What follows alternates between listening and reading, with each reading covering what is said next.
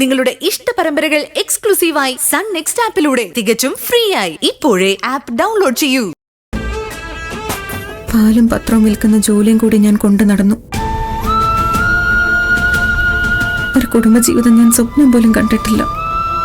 എങ്കിലും ഗൗതം എന്റെ ജീവിതത്തിലേക്ക് വരുന്നു എന്നറിഞ്ഞപ്പോ ഞാൻ ഒരുപാട് സന്തോഷിച്ചു.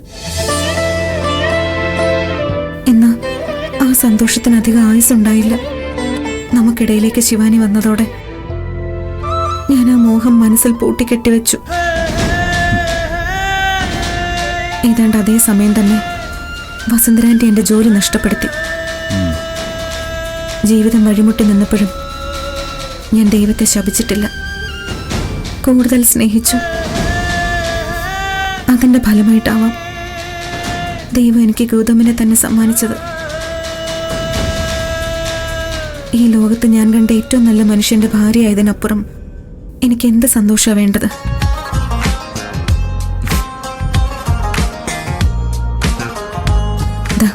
ഇപ്പൊ ഒട്ടും പ്രതീക്ഷിക്കാതെ വീണ്ടും ജോലിയിലേക്ക്. ഇനി എനിക്ക് എന്റെ കുടുംബത്തെ അഭിമാനത്തോടെ സംരക്ഷിക്കാം. അതിന് ഞാൻ ദൈവത്തോട് എത്ര നന്ദി പറഞ്ഞാലും മതിയാവില്ല.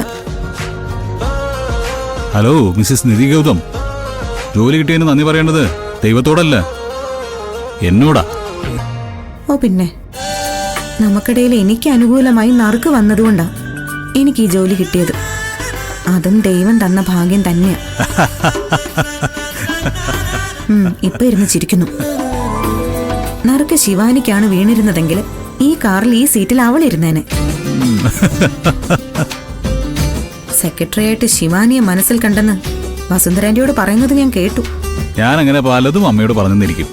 പക്ഷെ ശിവാനിക്ക് ഒരിക്കലും നറുക്ക് വീഴില്ല എന്ന് എനിക്ക് നല്ല ഉറപ്പുണ്ടായിരുന്നു.